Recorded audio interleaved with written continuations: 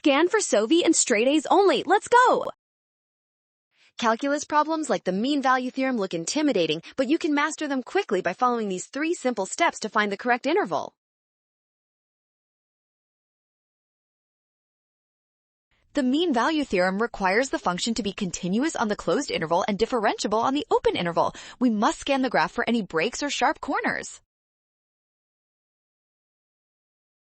We look for an interval where the function is smooth. In the interval from 6 to 8, the graph is a continuous differentiable curve, satisfying the requirements for the theorem.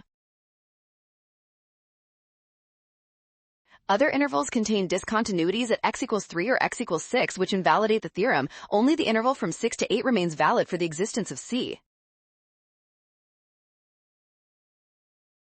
Got it! Scan the code. You can learn better with SOV. Don't skip differentiability checks. Always check for smoothness and test your endpoints for the answer.